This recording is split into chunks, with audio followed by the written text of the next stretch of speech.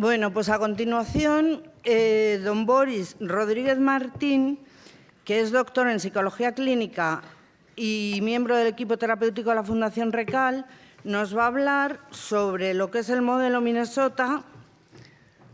Y cuando quieras, Boris.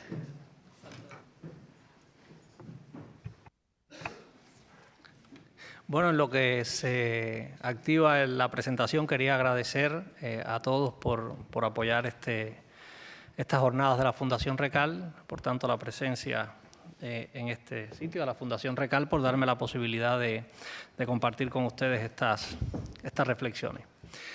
Quería un poco hablar del modelo Minnesota, ya que se ha dado una panorámica estupenda sobre la historia de las drogas en España y de la historia del...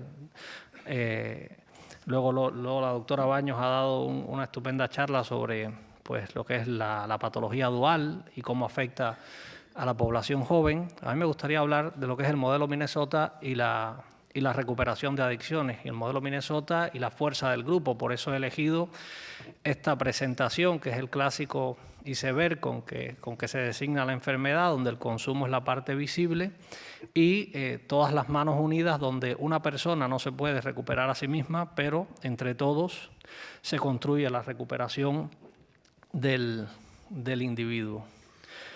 En primer lugar, yo recomiendo la lectura de este interesante artículo escrito por William White, que es la historia un poco de lo que es el movimiento de la recuperación en los Estados Unidos, y él habla del surgimiento del modelo Minnesota en los años 40 del siglo XX. En estas tres instituciones a mí se me resulta muy difícil decir Hazelden, o sea, yo diré Hazelden y ya está. O sea, yo diré Hazelden, que es la institución de referencia, y lo que es importante del surgimiento del modelo Minnesota, primero que surge en los años 40, a raíz del éxito que se había visto que tenían los grupos de alcohólicos anónimos, surgidos una década antes, en lo que era la recuperación de la persona que sufría de la adicción, que en ese momento era considerado un estigma, un vicio por toda la sociedad, que incorpora el modelo Minnesota. Por supuesto, surge en el estado de Minnesota en estas tres instituciones. ¿Cuáles son los elementos distintivos que caracterizan este modelo? El primero, y fue el gran cambio con relación a todo lo demás que se venía planteando, fue el tratamiento. Comenzó obviamente con el tratamiento del alcoholismo. Fue el tratamiento del alcoholismo como una enfermedad primaria, o sea, una enfermedad a tratar. Lo segundo es que este modelo integra los conceptos y prácticas de alcohólicos anónimos dentro del tratamiento. Tercero, el tratamiento es llevado a cabo por un equipo multidisciplinar, o sea, donde había médicos, psiquiatras, psicólogos y, lo más importante, trabajadores sociales. Y lo más importante es que comienza a emplear adictos en recuperación como miembros pagados del equipo terapéutico. Y también comienza a beneficiarse de la participación voluntaria de muchos adictos en recuperación que participaban en el proceso, ¿no?, de ayudar al adicto a recuperarse. Para mí, todo esto, o sea, es algo muy novedoso para la época, y sobre todo que se desestigmatiza el concepto de las adicciones como una enfermedad. El segundo gran logro que tiene la implementación de este modelo ocurre en 1954, cuando el estado de Minnesota, a raíz de que se venían, o sea, en el equipo se había incluido adictos en recuperación, formaliza la titulación. La titulación no, la categoría. La titulación ocurre después. Pero en 1954 se formaliza la categoría de Counselor on Alcoholism. O sea, ¿y qué requería esta categoría? Pues básicamente un nivel de estudios mínimo de bachillerato y 2 años de sobriedad y recuperación. Segundo, credenciales y preparación como adicto en recuperación. Recibir categoría salarial de trabajador social, y por primera vez se clarificaban las funciones como miembro del equipo terapéutico, de este equipo multidisciplinar del que venía haciendo referencia. Ahora bien, este modelo se ha extendido en varias variantes. El modelo Minnesota es un modelo de tratamiento, o sea, el modelo Minnesota no es la recuperación en los grupos, no es grupos de recuperación, es un régimen de tratamiento residencial, se denomina régimen residencial de mediana y larga duración, aunque en sus variantes más recientes se habla de 28 días de tratamiento en régimen interno, que es lo mínimo que se puede permitir, el tiempo mínimo. Se involucra, esto también es muy importante, por primera vez también se involucra a la familia en el tratamiento del paciente. Y vamos a ver a lo largo de esta exposición, que no va a ser muy larga, no se asusten, cómo el peso que tiene la familia en el tratamiento del paciente. Y este elemento, el tercero, que es muy importante, porque ¿qué pasa con todos los tratamientos? Pues ¿qué pasa una vez que el paciente termina su régimen interno? Pues muchos salían y bebían. Y este tratamiento, desde que comienza y luego que termina, se apoya en la participación en los grupos de ayuda mutua de 12 pasos en aquella época, los grupos de alcohólicos anónimos, pero ahora existen numerosas confraternidades, dado que el diapasón de las adicciones ya no solo cubre el alcohol, sino sustancias y comportamientos. Y este modelo tiene también como particularidad que propicia durante y después del tratamiento, prepara al paciente para la participación en grupos de ayuda mutua durante y después del tratamiento. Ahora bien, más que hablar del modelo, que es un modelo multidisciplinar, que tiene diversas acciones desde el punto de vista psicológico, se trabaja el programa, en régimen interno se trabaja en el programa de los pasos del primero al quinto, y pues, ¿qué tiene este modelo? A mí me gustaría hablar un poco de la evidencia que sustenta este modelo. Por ejemplo, he encontrado este interesante artículo que habla de la efectividad del modelo Minnesota en una población de jóvenes, de adolescentes, jóvenes no, de adolescentes, y hablaba el profesor de la FAD de la importancia que tiene trabajar con los adolescentes. Por ejemplo, esto fue un estudio que se hizo con 248 adolescentes de 12 a 18 años, 179 siguieron el modelo Minnesota y 66 estaban en una lista de espera, que eran pacientes que pues, debían ingresar en un momento u otro. Y se les fue evaluando a lo largo de un año. Aquí se toma como punto de corte cuántos pacientes están limpios al año después de haber hecho el tratamiento. Se estimó que en adolescentes el 53%, y este dato es muy importante, ¿por qué? Porque el 53% de los pacientes que terminaron, y esta categoría es muy importante y la vamos a ver al final, el 53% de los pacientes que terminaban el tratamiento, o sea, que recibían alta terapéutica, se mantenían limpios al año. Recordar también que esto es una enfermedad crónica y matizada de recaídas. Entonces, una media de más del 50% es altísima. Tengo que decirlo porque a veces se parece que a veces he visto inclusive estadísticas que dicen tengo efectividad del 95% al año en algunos centros. Eso, bueno, puede ser que lo tengan, pero ya una media de 53 es muy alta. Fíjense, de los que se iban con alta voluntaria, solo el 15% de todos los que salieron con alta voluntaria se mantenían limpios al año. Inclusive esta tasa era superior en los que ni siquiera recibían tratamiento, que era casi del 30% los que podían estar en abstinencia.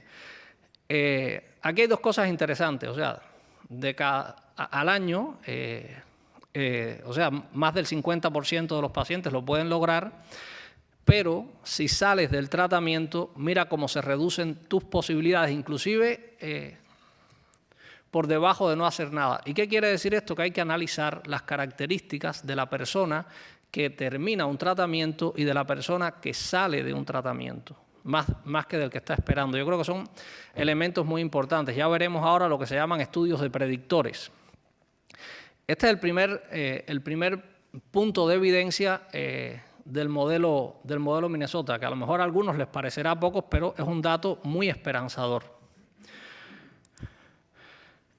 El segundo estudio, por ejemplo, lo he tomado de una de lo que se llaman adicciones comportamentales, que son adicciones sin sustancias.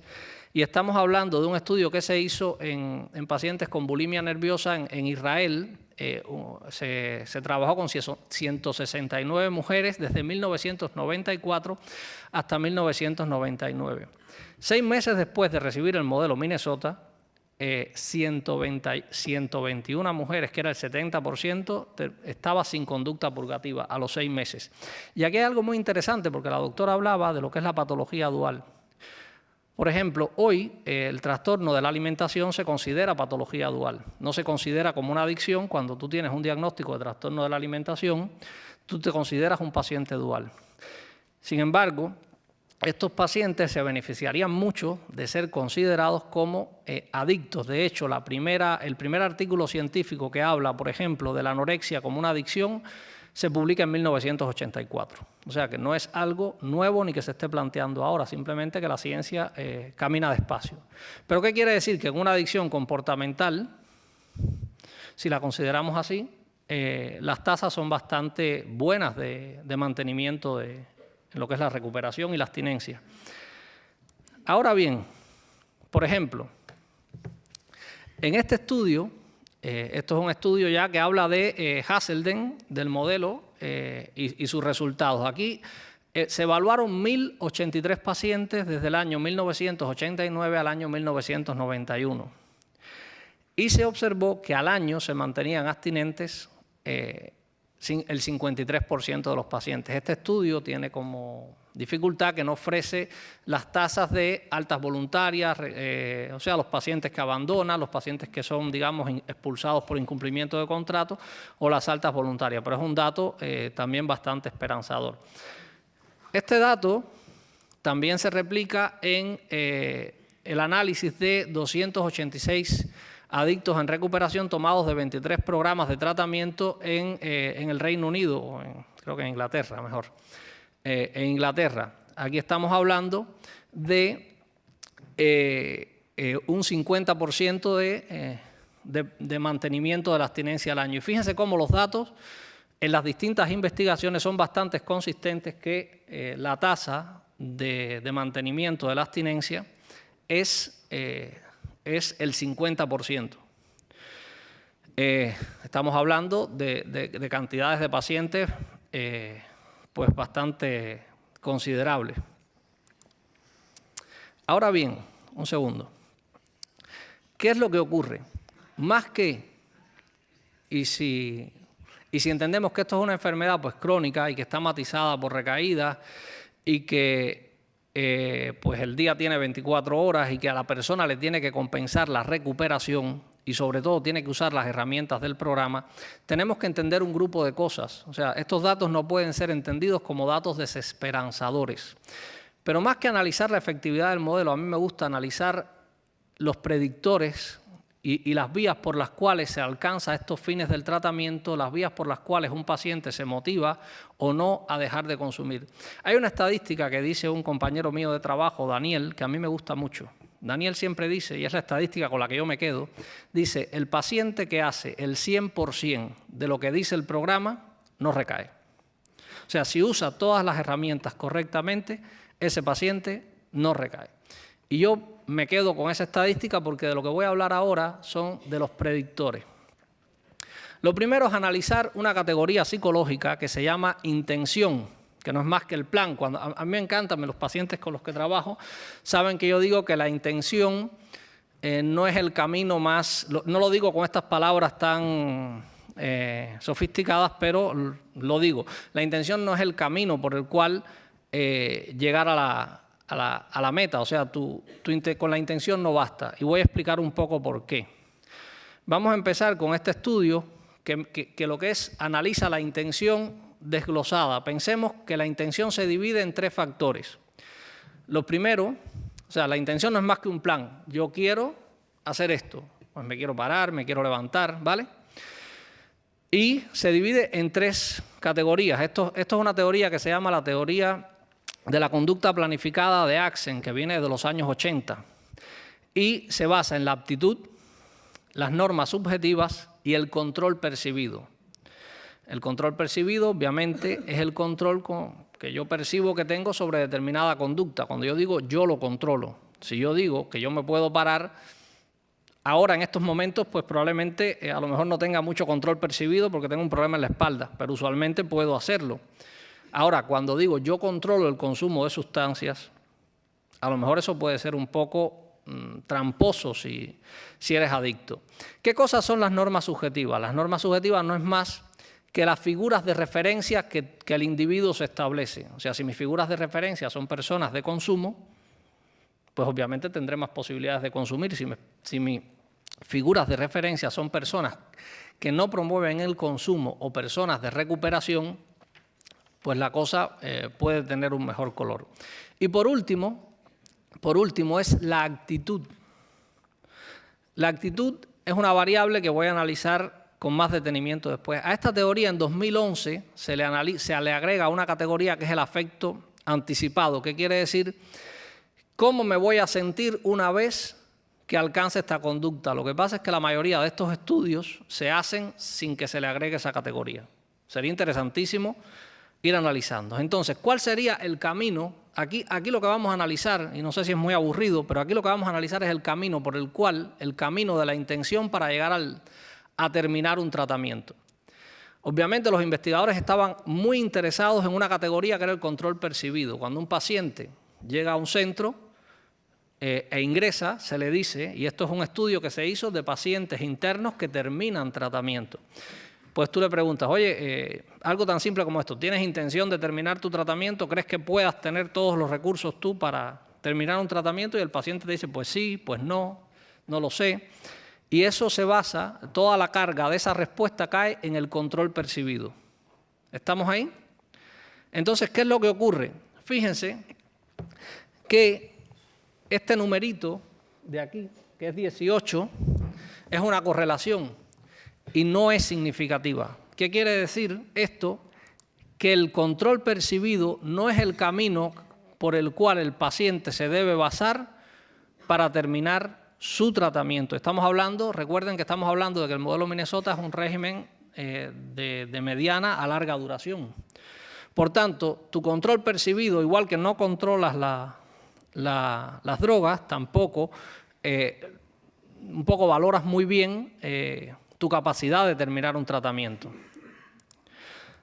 De hecho, sin embargo, fíjense qué interesante porque se plantea, y esto es un dato que sale de ese estudio, se plantea que el 25% del total de factores que explican que una persona termine un tratamiento lo explica la intención, o sea, la intención explica un % muy grande, o sea, tu intención de terminar un tratamiento sí explica el 25% de que lo termines, que eso es muchísimo estadísticamente hablando. Pero fijémonos qué % de ese % explica el control percibido. Nada. Es nulo cuando se hacen análisis de regresión.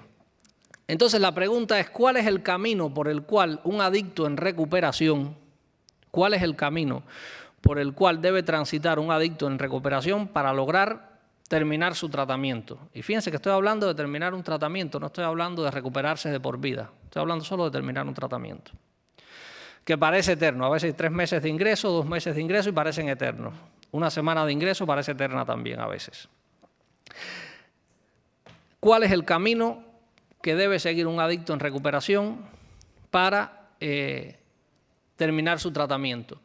Y entonces pasamos del yo lo controlo al solo no puedo.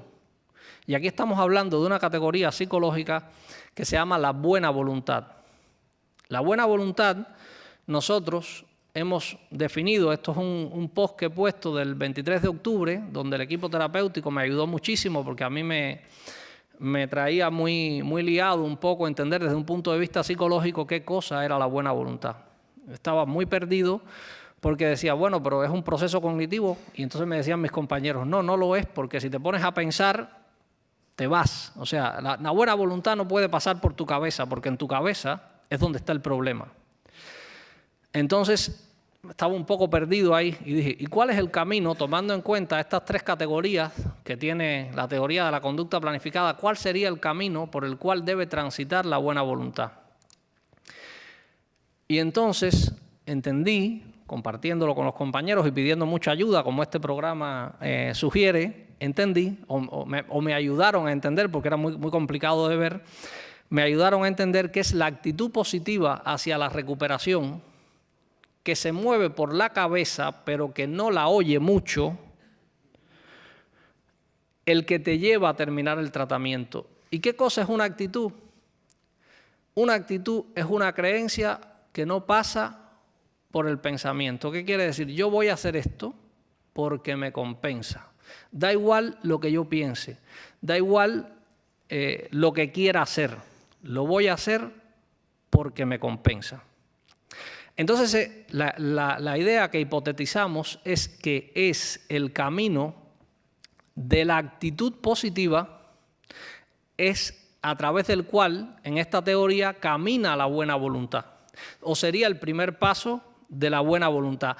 A mí me llamó mucho la atención que los investigadores, y fíjense ustedes en este pequeño dato, me voy a girar con mucho cuidado. Fíjense ustedes cómo los investigadores que estaban muy interesados en el control percibido, hubiera sido fabuloso, era simplemente cliquear un análisis matemático que pasara de la actitud positiva hacia completar el tratamiento. Y no lo hicieron. ¿Por qué? Porque no lo estaban buscando. O sea, sería interesantísimo hacer un estudio que pueda medir el peso de la actitud en lo que es la recuperación de los pacientes. Pero todo eso tiene solución. Queda un último elemento. Esto fue un estudio que se hizo.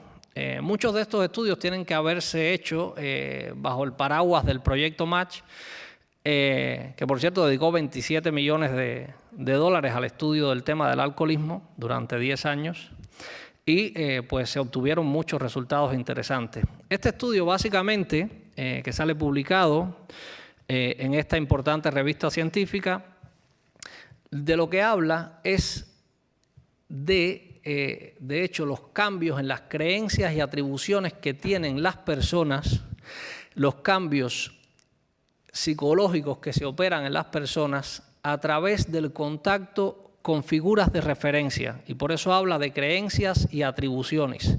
Y por eso yo sugiero esta tercera ruta, que también sería fabuloso que pudiésemos estudiarla. Yo sugiero lo que es la ruta. He puesto presión del grupo, pero si quiere podemos decir influencia del grupo.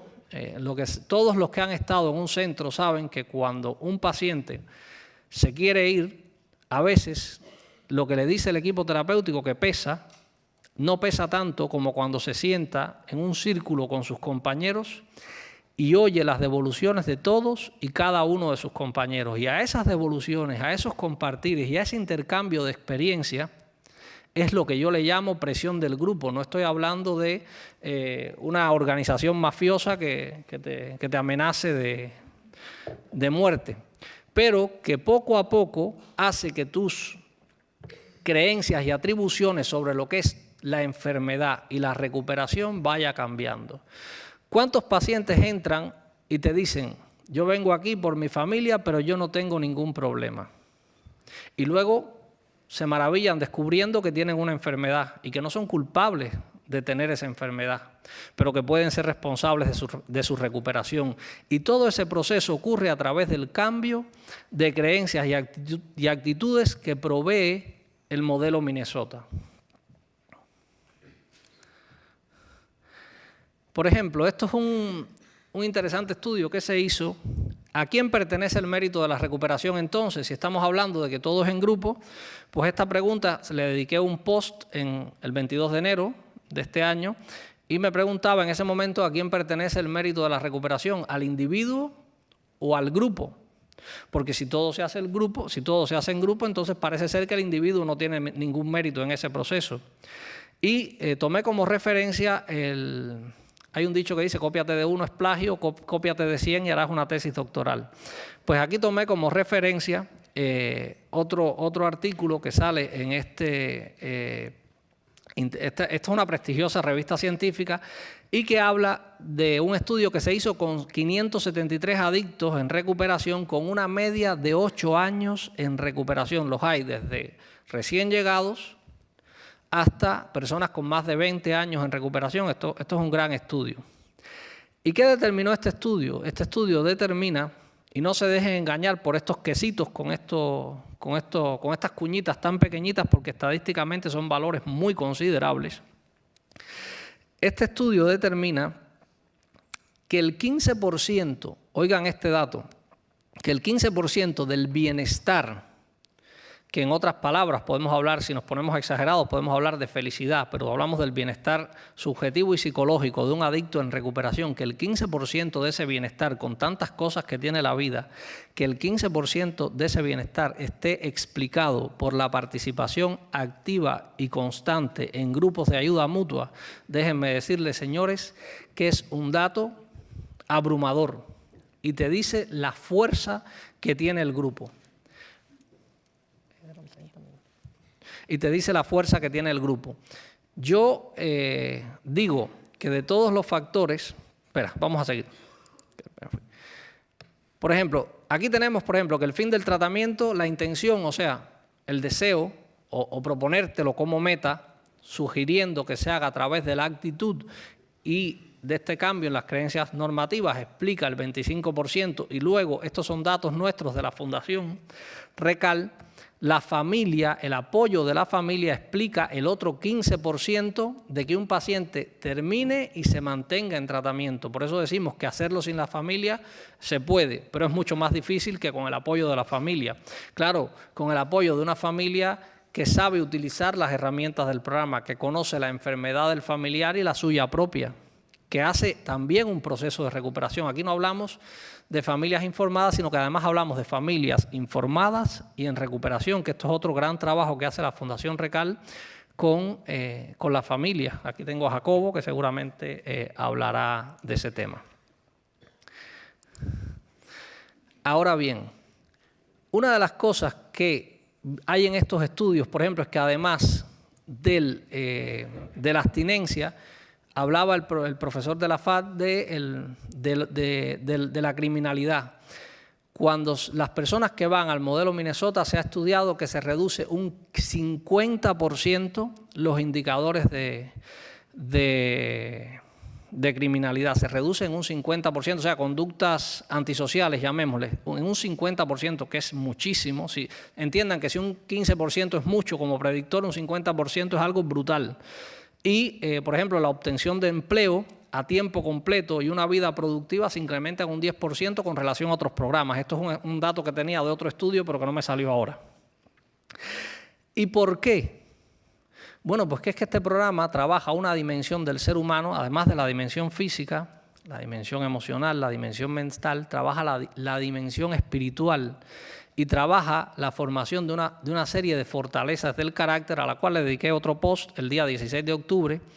Y estas que estoy poniendo aquí específicamente son el resultado de un metaanálisis que se hizo sobre las virtudes de Seligman, que son las más relevantes en el proceso de recuperación, o sea, para adictos a sustancias. Se revisaron muchísimos trabajos, como más de 50, y se llegó a la conclusión de que el programa incide sobre estas virtudes: honestidad, integridad, vitalidad, humildad, compasión, perspectiva, amabilidad, amor, esperanza y agradecimiento. Hablábamos, aquí hay una neuroimagen, por ejemplo, de una persona. La primera, esta es la neuroimagen de la recaptación de dopamina en una persona sana, sin adicciones. Este es el problema con la recaptación de dopamina en un adicto a las metanfetaminas, y miren qué pasa en este mismo adicto 14 meses después, limpio. Miren cómo ya se va recuperando el proceso de recaptación de... ¿Qué quiere decir? Que la recuperación es posible y que tiene, por supuesto, cambios a nivel físico, pero que estos cambios a nivel físico, que no son en los que más interesado estoy, porque para eso tenemos aquí tenemos a TEF, que es un estupendo médico, tenemos a Lola, que se ocupan de la parte pues, médica y psicológica y psiquiátrica del adicto en recuperación. Pues estos cambios tienen que ir aparejados no con un qué no puedo hacer, sino con un qué puedo hacer. ¿Cómo puedo tener una vida más plena, además de no consumir? Y voy a terminar con unos datos nuestros. O sea, estos son datos que yo he ido introduciendo de la Fundación Recal de los pacientes que han concluido su tratamiento entre diciembre, han iniciado y concluido el tratamiento entre diciembre de 2014 a diciembre de 2017.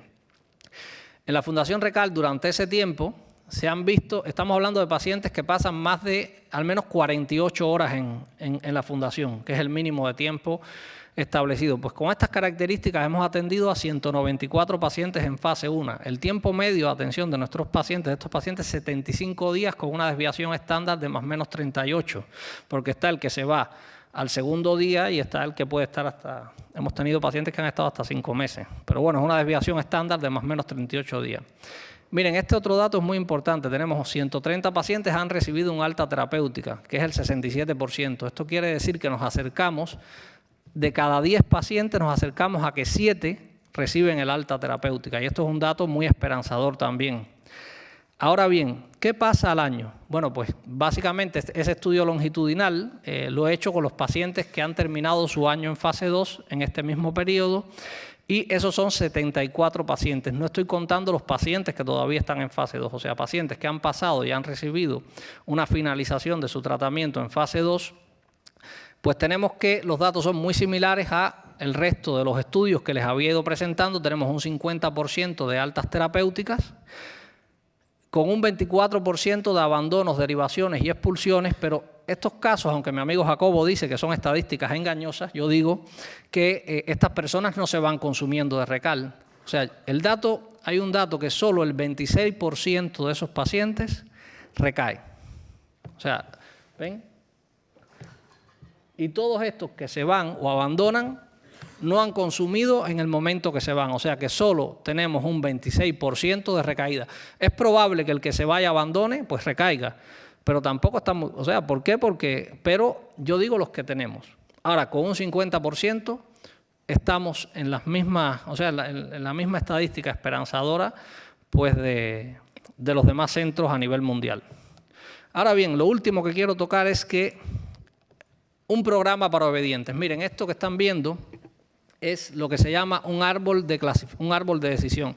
Esto es una técnica sencillita de minería de datos que opera con interacciones de chi cuadrado. ¿Por qué? Porque trabajo con datos categóricos. Aquí metí todas las variables. O sea, yo ¿qué quería predecir? Quería predecir qué podía explicar un alta terapéutica. Y introduje desde la edad, el sexo, los resultados del Milon, eran 80 y tantas variables las que introduje para ver cuál era el mejor predictor del alta terapéutica de un paciente. Y yo tengo una categoría que es si tiende a seguir, no significa seguir al pie de la letra, tendencia a seguir las orientaciones del equipo terapéutico. Por eso digo, un programa para obedientes. Y el único predictor que se reveló, déjenme decirles que este modelo es muy bueno porque es capaz de predecir con acierto más del 80% de los casos. Y tenemos que... uy, ¿qué es esto? Y tenemos que seguir las indicaciones del equipo terapéutico, se revela como buen predictor de poder terminar ese tratamiento. O sea, que si el paciente es obediente, que es lo que se le pide, ¿se acuerdan la frase? Esto es un programa para obedientes. Si el paciente es obediente, tiene una alta probabilidad de terminar con éxito su tratamiento. Pero déjenme decirle algo también. Miren este numerito. Si tiende a no seguir, de hecho es mucho mejor el modelo para predecir abandonos que para predecir éxito. Y es muy bueno para los dos. Pero ¿qué quiere decir? Que yo puedo predecir que el paciente no termine usando este modelo. Incluso es muy intuitivo porque usa valores perdidos, no me voy a liar a explicar eso. Pero de forma general, ¿qué quiero decir? Que es un modelo que yo más que en los datos de cuánto se mantiene limpio, me baso en los recursos y en las características internas que promueve este modelo en los valores. Primero, la gestión de emociones, el conocimiento de sí mismo, la honestidad y luego la dimensión espiritual para construir una vida en recuperación. Y por estas razones y con los datos que tenemos de la Fundación Recal, quiero decir que es un modelo muy esperanzador. Por último, quiero cerrar la intervención con la frase que siempre digo: recuperarse es mucho más que dejar de consumir, es cambiar actos, hábitos y actitudes. Muchas gracias.